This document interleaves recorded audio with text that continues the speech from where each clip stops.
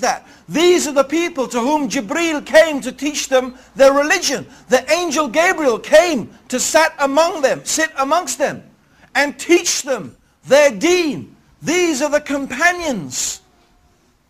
These are the people who knew the circumstance of the revelation. Which ayah was revealed in which circumstance. They are the ones who saw the Prophet sallallahu alaihi wasallam pray. They saw him with their eyes. They saw the Prophet sallallahu alaihi wasallam fast and make hajj. And so on and so forth. So they lived with Rasulullah sallallahu alaihi wasallam. They were his companions. They were eyewitnesses to the events. They would sit and learn directly from Rasulullah sallallahu alaihi wasallam about the deen. So who could know better about Islam than his companions? It is absolutely logical that the people who would know best about this religion are the people who studied from the messenger to whom this religion was revealed. This is from aql.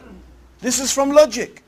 Actually, this is also the main reason why when I first became Muslim, I could never become Shia. I could never have become a Shia. Because when I first became Muslim, in fact, at the time, the Iranian Revolution was very strong. And outside the mosque where I now work, which is the main mosque in London, the Regent's Park Mosque, the Central Mosque, every week you used to have the Shia handing out a newspaper, Al-Khayran it was called.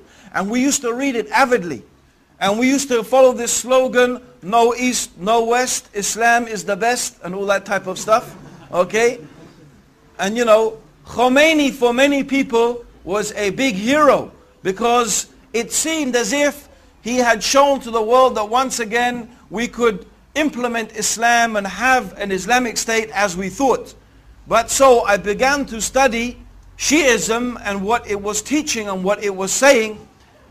And the big conflict I came was the attitude of the Shia towards the Sahaba. Now many of you may know, and some of you may not, that the Shia, first of all, they are a very small minority amongst the Muslims.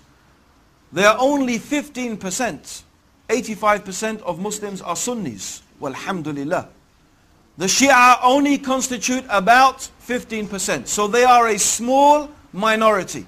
However, their claim is, amongst the many things that they say, is that the majority of the companions of the Prophet apostatized from Islam after the death of Rasulullah sallallahu alaihi wasallam. Particularly the three taghuts, who they call, a'udhu billah, the three taghuts, Abu Bakr, Omar and Uthman. They call them the three taghuts, which mean, taghut means a false god. Something that anything that is worshipped besides Allah is a false god. And it could mean an unjust ruler who rules according to other than the guidance of Islam. He is a taghut. So they call them the three taghuts.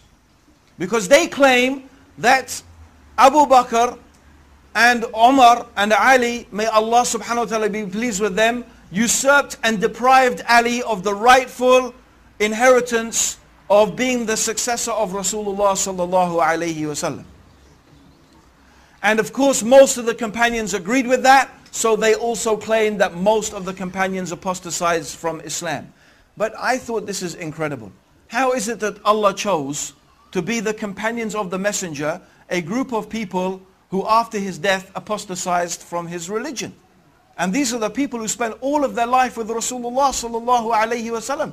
These are the people who are ready to give and often did give their lives in the service of Islam to protect the Prophet sallallahu alayhi wasallam and to protect the religion that the Prophet preached. How they sacrificed their money and their time and everything for the cause of Allah and His religion. Yet when the messenger dies, they apostatized. It doesn't make any sense. It's illogical. It seems to be a totally irrational proposition. Rather, we believe that the companions are the best. of all the human beings after the prophets. And the best of the human beings after the prophets is Abu Bakr. And the best after him is Umar. And the best after him, although there's some disagreement, is it Ali or Uthman, or are they the same? But it will seem that the stronger evidence shows us that it is Uthman ibn Affan and then Ali. These are the best. And then after that, we don't make a distinction